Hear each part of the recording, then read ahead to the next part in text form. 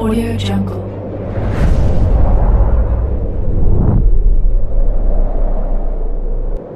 Yo, balik lagi bersama Mimin di Manhwa TV.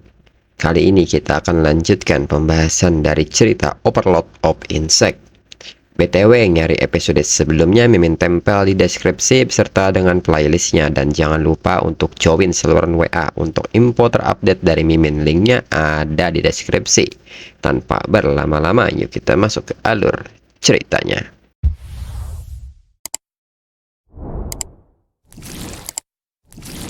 Disclaimer, mohon abaikan hal ini jika kalian sudah mengerti. Ini peringatan mengenai konten di channel ini.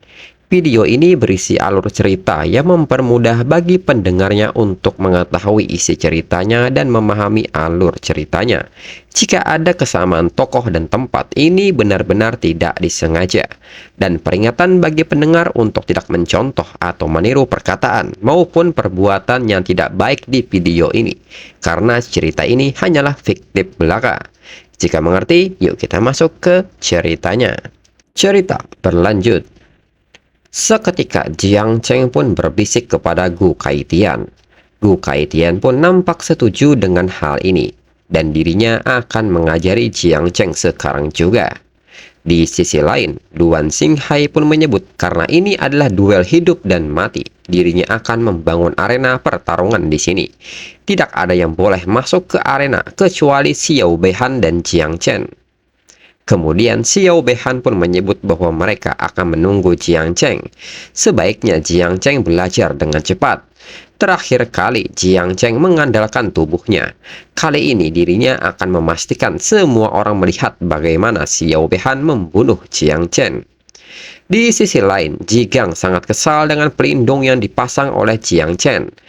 Dia pun berusaha untuk menghancurkannya, namun tidak berhasil. Jigang pun meminta Jiang Cheng untuk tidak melawannya, dan juga mengapa Gu Kaitian setuju dengan hal ini. Ini semua adalah salah dirinya. Jika Jigang tidak membiarkan Jiang Cheng bergabung dengan Tian Jiao Kem sialan ini tidak akan terjadi. Tang Jing pun meminta Jigang untuk tenang, karena Gu Kaitian tidak akan mengambil keputusan dengan gegabah. Kemudian Gu Kaitian pun mulai menunjukkan gerakannya, dan meminta Jiang Chen untuk mengingat ini. The Heavenly Splitting Blade adalah pedang kemauan.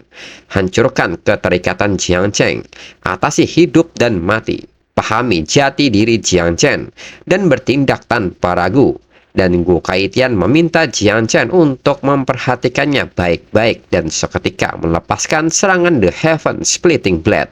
Di saat yang sama, Xiao Yuanshan pun bertanya apakah serangan ini ditujukan untuknya. Xiao Yuanshan pun seketika mengaktifkan semua pertahanan. Xiao Yuanshan pun bertanya-tanya apakah Gu Kaitian itu benar-benar berpikir dia bisa menjatuhkan dirinya seperti ini. Duan Xinghai yang melihat hal ini pun menyebut Gu Kaitian bodoh. Itu seharusnya 1 versus 1, dan Gu Kaitian benar-benar melanggar aturan. Namun setelah diperhatikan jalur serangannya, ternyata serangan dari Gu Kaitian tidak ditunjukkan kepada Xiao Yuanshao. Namun serangan ini ternyata menyerang sosok yang bersembunyi di balik dimensi dan memotong bagian tubuhnya. Monster itu pun menyebut Gu Kaitian jajingan. Dirinya akan kembali untuk berurusan dengannya. Duan Xinghai pun menyebut bahwa itu adalah Black Dragon dari dasar sungai Yangtze. Itu bersembunyi di dekat sini dan sangat dekat. Perhatian semua orang tertuju pada duel tersebut, tapi hanya Gu Kaitian yang menyadarinya.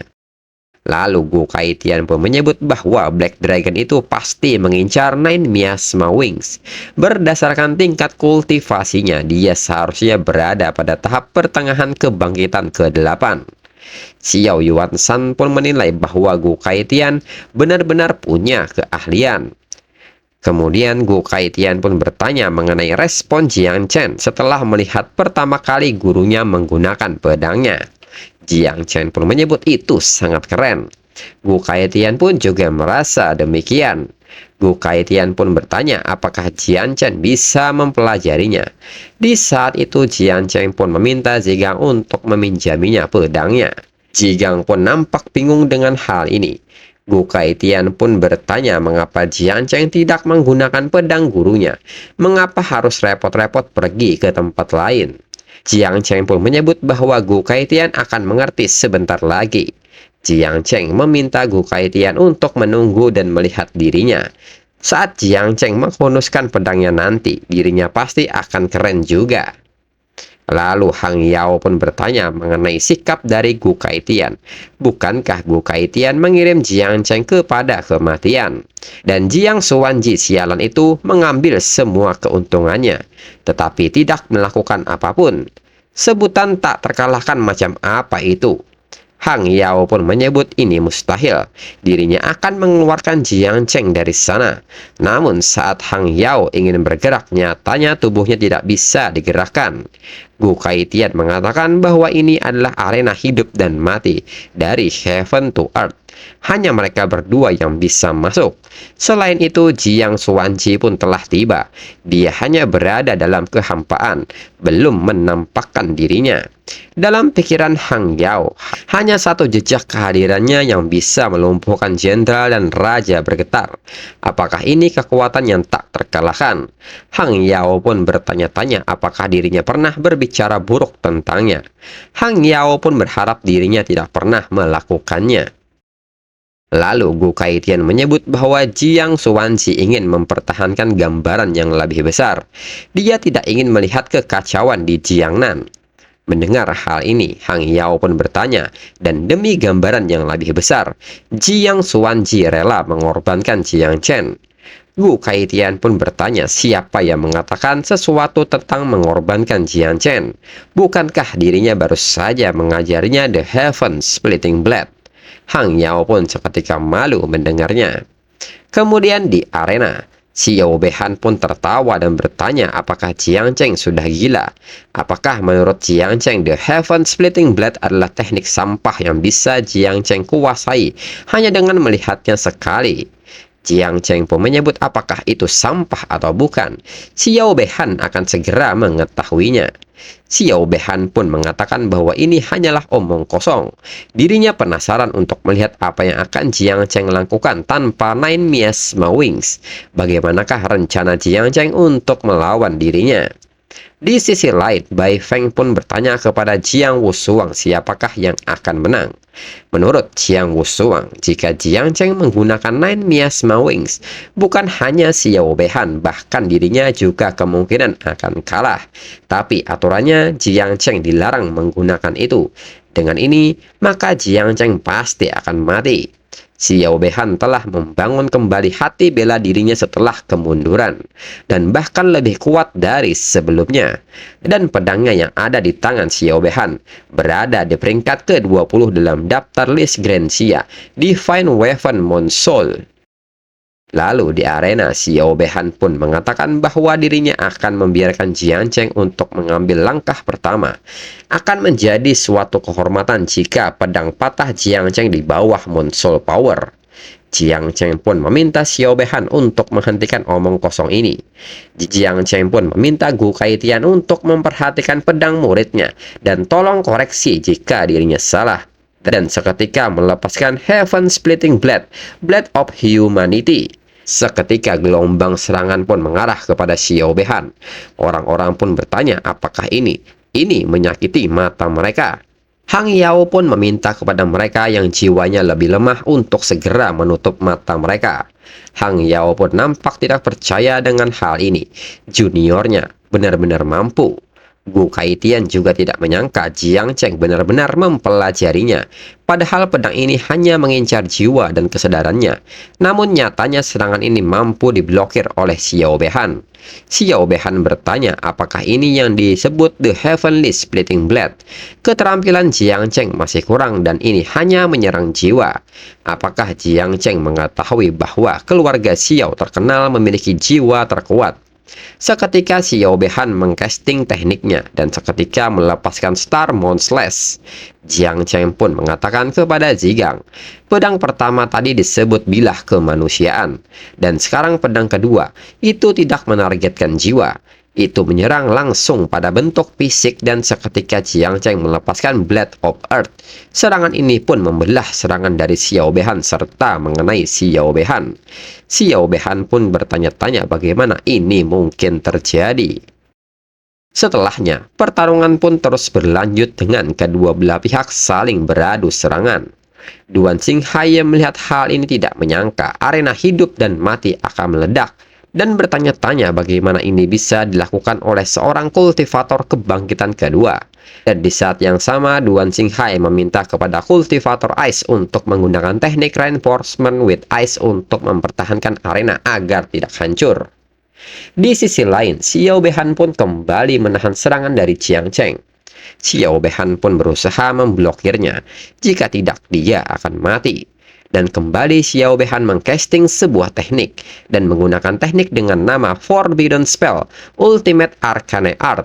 Dan seketika senjata-senjata milik orang-orang yang ada di sekitar arena pun mulai ketarik oleh Xiao Beihan. Dan mereka pun mengatakan bahwa mereka tidak bisa mengendalikan pedang tersebut hingga pedang-pedang itu mulai terbang di sekitar Xiao Beihan dengan jalur pedang Divine Weapon Monsol dan mengaktifkan skill Myriad Sword Return to the Origin Annihilating Blade Like. Dan pedang-pedang itu pun seketika mengarah kepada Jiang Cheng. Duan Xinghai pun seketika panik karena Jiang Cheng dan Xiao Beihan menjadi gila. Duan Xinghai pun meminta beberapa kultivator Ice di sini untuk memperkuatnya lagi. Jika tidak, arenanya akan runtuh. Di sisi lain, Xiao Beihan pun tertawa puas karena Jiang Cheng akan kalah. Apa hebatnya menjadi peringkat dewa. Walaupun Jiang Cheng telah mempelajari The Heaven Splitting Blade, tanpa Nine Miasma Wings, Jiang Cheng bukanlah apa-apa. Dengan ini, Jiang Cheng akan hancur dengan Forbidden Spell-nya. Namun Jiang Cheng menyebut bahwa Xiao Beihan terlalu meremehkannya dan bertanya bagaimana Xiao Beihan tahu bahwa dirinya tidak punya rencana cadangan. Dan dengan ayunan pedangnya, Jiang Cheng mengaktifkan teknik Heavenly Blade Slash of Karma. Dan kembali serangan ini menghancurkan Forbidden Spell milik Xiao Beihan serta melukainya. Xiao Beihan pun kembali kaget dan menyebut ini tidak mungkin. Dan serangan ini menjadi penentu kemenangan dari Jiang Cheng. Xiao Yuanshan yang melihat hal ini pun kaget melihatnya. Jigang pun dengan ekspresi terkejutnya menyebut bahwa The Blade Humanity, The Blade of Earth, dan The Blade of Heaven ini adalah mimpi yang belum dirinya selesaikan bertahun-tahun yang lalu, dan Jiang Cheng bisa menguasainya. Hang Yao pun tidak menduga hal ini. Dalam waktu 5 menit, Jiang Cheng benar-benar menguasai The Heaven Splitting Blade. Gu Kaitian pun menyebut meskipun energi Jiang Cheng belum cukup, tapi dia benar-benar mempelajarinya. Jiang Cheng tidak hanya mempelajarinya, dia bahkan meningkatkan tekniknya. Apa yang Jigang tidak bisa lakukan saat itu, Jiang Cheng berhasil melakukannya. Di sisi lain, menurut Jiang Wushuang, Jiang Cheng mungkin lawan yang paling menakutkan yang pernah dirinya hadapi seumur hidupnya. Di antara teman-temannya, Bai Feng juga tidak percaya hal ini. Mereka tidak punya cara untuk belajar. Namun Jiang Cheng menguasainya dalam waktu 5 menit. Tang Ying pun menyebut ini sangatlah kuat. Sedangkan Luo Sandao dan Mu Han Qiu sangat bahagia melihat Jiang Cheng menang. Dia sungguh luar biasa. Di sisi lain, seseorang menyebut bahwa murid Raja Pedang Surgawi ini cukup menarik. Dia pun menyarankan agar mereka tidak membunuhnya dulu. Biarkan Jiang Cheng menjadi batu asah bagi keajaiban. Jiang Xuanji pun menyebut bahwa dirinya tidak berencana untuk membunuhnya kali ini. Dan saat ini yang bersama dengan Jiang Xuanji adalah seseorang yang tak terkalahkan, yaitu Sword God Ji yang bernama Ling Qiu. Ling Qiu pun mengatakan jika dilihat dari situasinya saat ini, bahkan jika Jiang Xuanji tidak mengambil tindakan, Xiao Yuanshan tidak akan membiarkan ini berlalu begitu saja. Namun Jiang Xuanji pun tidak merespon ucapan Ling Qiu dan lebih memilih untuk mengamati situasi lebih lanjut. Lalu Xiao Yuanshan pun meminta Jiang Xuanji untuk menarik kembali tekanannya dan memintanya untuk tidak ikut campur. Cucunya meninggal dengan kematian yang mengenaskan dan dirinya harus mencari keadilan. Mendengar hal ini, Ling Qiu bertanya kepada Jiang Xuanji apakah sudah mengerti maksudnya. Sekarang kekacauan Jiang Xuanji harus dibersihkan. Dirinya hanya lewat untuk menonton pertunjukan. Jiang Xuanji pun menanggapi omongan Xiao Yuanshan dan menyebutnya sudah cukup umur. Xiao Yuanshan harus tahu aturannya. Mereka yang bertaruh harus menerima konsekuensinya. Mendengar hal ini, Xiao Yuanshan pun hanya bisa tertunduk. Namun di saat yang sama, Jiang Cheng malah pergi mendekati Xiao Yuanshan dan mengatakan kepada Gu Kaitian bahwa dirinya mendapat tebasan keempat dan mengajak Gu Kaitian untuk melihatnya serta memberitahunya apakah itu keren atau tidak. Dengan serangan ini, sebagai murid dari Gu Kaitian, dirinya akan mewakili Zhigang, Tang Jin, dan orang-orang di dunia untuk menebas orang yang pantas mendapatkannya.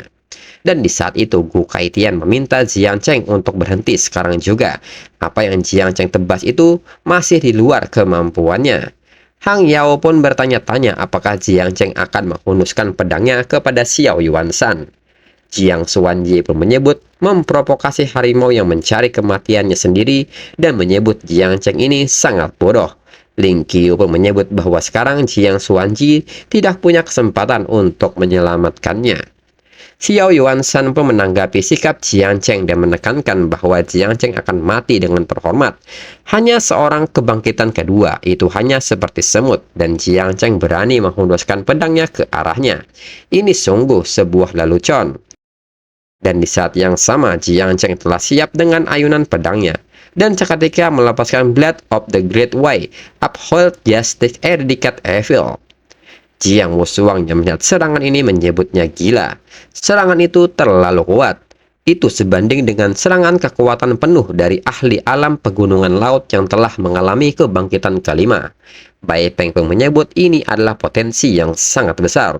Namun mengapa Jiang Chen membuang semuanya demi keinginan untuk mati? Lalu Xiao Yuanshan pun mengatakan bahkan guru Jiang Cheng pun tidak mengganggunya. Dan Jiang Cheng yang hanya seorang bocah nakal berwajah segar berani menantang dirinya. Dan segera Xiao Yuanshan memblokir serangan Jiang Cheng dan menanyakan pikiran Jiang Cheng. Apakah hanya dengan itu Jiang Cheng pikir bisa mengalahkan dirinya? Namun nyatanya di saat itu Jiang Cheng memanggil semua serangganya. Xiao Yuanshan pun menyadari bahwa ini adalah Nine Miasma Wings. Jiang Chen pun bertanya apakah Xiao Yuanshan benar-benar berpikir dirinya tidak tahu kalau tebasan itu tidak akan membunuh Xiao Yuanshan. The Blade Light tadi hanyalah sebuah wadah. Lagi pula mereka tidak pernah bilang dirinya tidak bisa menggunakan Nine Miasma Wings dalam pertarungan ini. Dan Jiang Chen pun meminta 100.000 Nine Miasma Wings untuk meledakkan dirinya. Dan seketika para serangga pun mendekati Xiao Yuanshan dan meledakkan dirinya.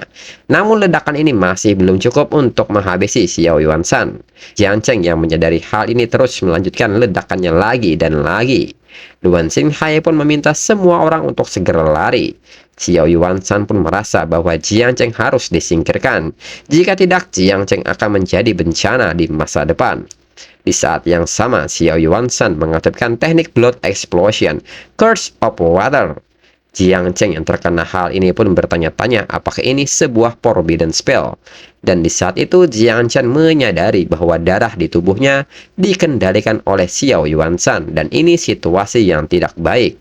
Dan untuk episode selanjutnya tunggu 2 minggu lagi untuk 2 chapter berikutnya. Sekian dan terima kasih.